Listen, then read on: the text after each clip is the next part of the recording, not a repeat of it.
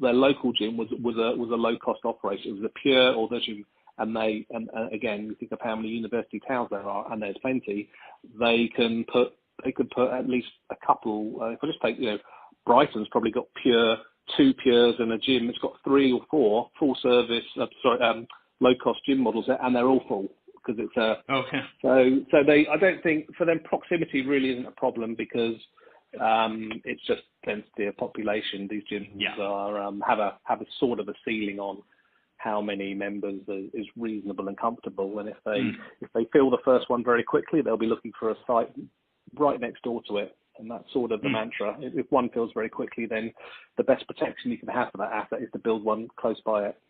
So they sort of do have that slight nodal. If they really find an absolute superstar and it opens with 5,000 members, then the very next thing they're trying to do is find the nearest thing to it. Because if they're not finding it, Pure or the other competitors, so you naturally end up having a bit of a sort of a hub and spoke, and you branch out to protect the assets. And as you do that, you're going to create some natural protection from anybody else. And that's sort of what's happening with Pure. They've got density now, and Pure Gym Group has got 120 odd sites, which seems a lot. But when you look at the geography around the country, it's not really.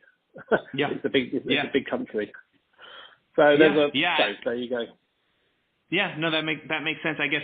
And the other train of thought I had, at least on that particular topic, so the purposeful cannibalization, however you want to describe it, certainly makes sense to me. Where, as you said, rather than have what's the max potential, would you say, for one of these low cost gyms?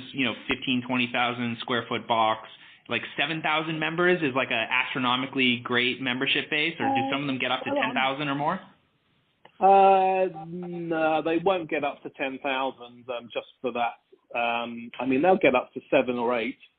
Okay. The gym, I don't know, they're averaging about 5,000 at the moment. There'll be winners and losers. So your average site's going to depending on its maturity curve, is going to be between 4,000 and 6,000 will be an average, and there'll be obviously spikes in certain parts and locations, given that, particularly in London, when you think a low-cost gym is, if you remember, it's purely for convenience. Most of the workforce in London will be full-paying members in a full-service gym somewhere, even if it's residential to where they live, not where they work.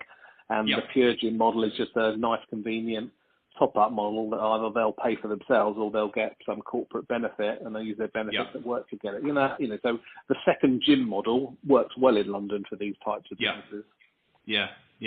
Okay, so that makes sense. So if you had 7,000 location and it was one of your better spots, what you'd probably do is you would open another one nearby. You'd split that membership and hopefully add some incremental. So you, rather than have one gym with 7,000, you try to end up with 2 with 4,500 each, and you basically, you increase your membership base or something.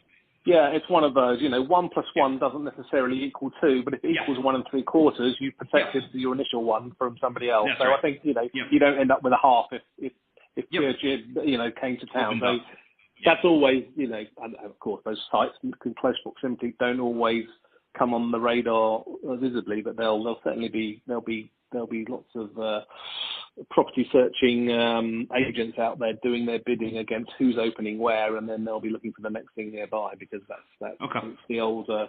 it's the old Pret a Manger and Eat routine, or Costa and Nero's. Find one and then park yourself as close to them as possible. Yeah. Okay. So then I guess the next related unit question maybe ties into this Easy Gym deal. So my sense from having looked up Easy Gym on a map, it seems very London-centric. I think almost all the locations are sort of within the, whatever, the M3, M5 ring. I forget what it is. So very London-centric. And is your sense, so I guess two questions. One, the strategic rationale of that acquisition. I presume, obviously, London is a particularly attractive market. It's probably hard to find real estate, and this is a good way to kind of quickly gain scale in that market. But then two is, do you think for the low cost gym model to become even larger, would your sense be that you have to adapt the box model to something smaller so that you can fit more retail locations theoretically in London?